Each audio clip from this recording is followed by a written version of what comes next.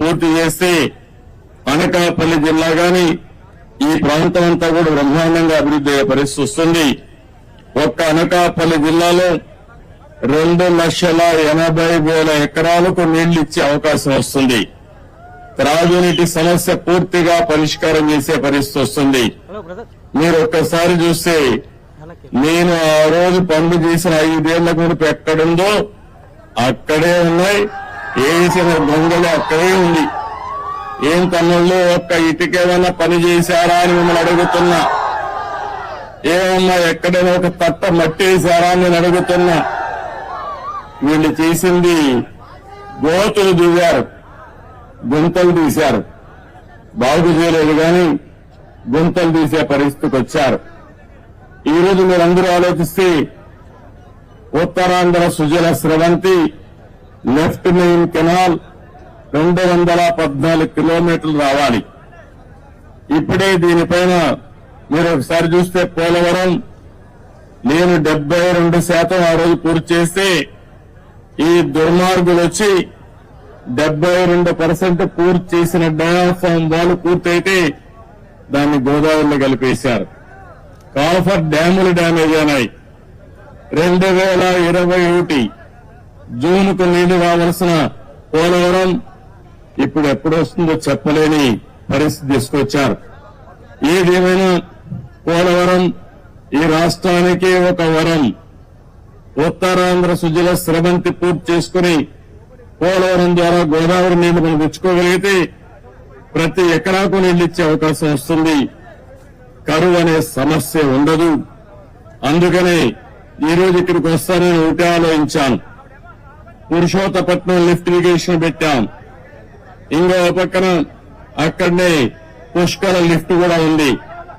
2 లిఫ్ట్లు చూసి పోలీస్ అరవాల్సిన పని లేదు. ఆ లీడర్స్ పంపించి అక్కడ నిలబడుకుంటారు. మీరు అనవసరం గొడవ చేయొద్దండి. మనకు ముందు పార్టీ వాళ్ళే ఉండేవాళ్ళం, ఇప్పుడు అదనంగా గవర్నమెంట్ ఇప్పుడు పోలీసులు కూడా ఉంటారు. మన లీడర్స్ జాగ్రత్తగా ఆర్గనైజ్ చేసుకోండి. ఈరోజు నేను ఇక్కడికి వచ్చినప్పుడు చూశాను. నా ఆలోచన ఏంటంటే గోదావరి నీళ్లు అనకాపల్లి జిల్లాకు రావాలి.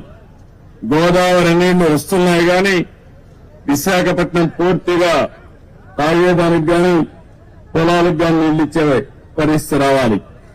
అందుకే ఈ రోజు కూడా పోలవరం పూర్తి కావాలంటే కొంచెం సమయం పడుతుంది కానీ అది పూర్తయ్యే లోపల పురుషోత్తపట్నం పుష్కర లిఫ్ట్ ఇరిగేషన్ల ద్వారా ఒక 2,500 క్యూసెక్స్ ఆఫ్ వాటర్ ని ఈ ప్రాంతానికి తీసుకొచ్చే అవకాశం ఉంది. అందుకే దీనికి ప్రాధాన్యత ఇస్తాం. ఇక్కడే తక్కువ నేను చూశాను. ఈ అండర్ పాస్ కూడా వేయాలి. ఈ 2 కూడా వార్ ఫుటింగ్ మీద ఈ రోజే టెండర్లు పిలిచి పూర్తి చేసే బాధ్యత ఇంజనీర్లకు అప్పచెపుతున్నానని చెప్పి కూడా నేను మీకు తెలియజేస్తున్నాను. కాలయాపన లేదు, ఇమ్మీడియట్ గా చేయాలి. అదే మరిగా వచ్చిన డబ్బులు అక్కడక్కడ అరాకొరా ఖర్చు పెడితే పనులు పూర్తి కావాలంటే చాలా సమయం పడుతుంది.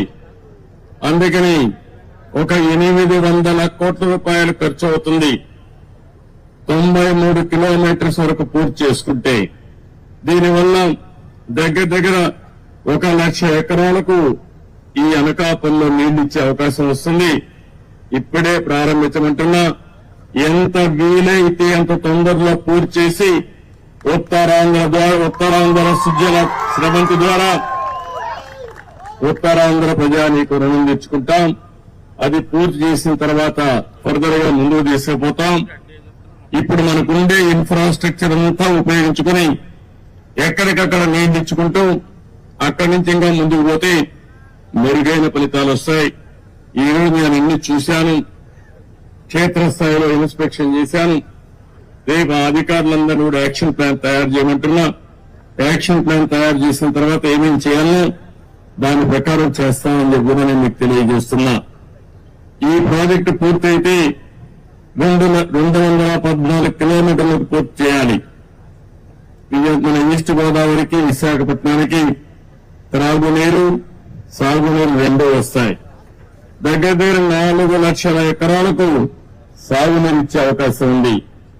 23 టీఎంసీ నీళ్లతో దగ్గర మీరు చూస్తే ఈ ప్రాంతంలో పెద్ద ఎత్తున త్రాగునీటి సమస్య కూడా విశాఖపట్నమే కాకుండా అనకాపల్లి జిల్లా పూర్తిగా ఇంటింటికి ఏదైతే మేము ఎలక్షన్ మేనిఫెస్టోలో పెట్టామో కొల్లాయి ద్వారా నీళ్లిచ్చే బాధ్యత తీసుకుంటామని చెప్పి కూడా నేను మీకు తెలియజేస్తున్నాం. ఇవన్నీ కూడా చేయడం కోసం ఈరోజు నోటే చెప్పాను. దీన్ని మనం పూర్తి చేయాల్సిన అవసరం ఉంది. ఇప్పుడే నేను చెప్పిన ఫిగర్స్ లో కూడా మన వాళ్ళు చెప్పింది 800 కోట్ల రూపాయలు ఖర్చు పెడితే 93వ కిలోమీటర్ వరకు 2,20,000 ఎకరాలకు నీళ్లు ఇస్తాం, సాగునీరు ఇస్తాం. 2,20,000 ఎకరాలకు ఈ జిల్లాలో నీళ్లు ఇవ్వగలిగితే నా జన్మ సార్థకమైనట్టు అవుతుంది. అది కూడా మొదటి విడతలు ఫేజ్ 1. అక్కడి నుంచి ఫేజ్ 2కు తీసుకెళ్తాం. ఈ ఉత్తరాంధ్ర సుజల స్రవంతి వంశధార వరకు వెళ్తుంది. వంశధార గోదావరి, కృష్ణ, పెన్నా నదుల అనుసంధానం చేసి ఈ రాష్ట్రంలో కరువు లేకుండా చేయాలనేది ఎన్డీఏ అభిష్టం అని చెప్పి కూడా నేను మీకు తెలియజేస్తున్నా.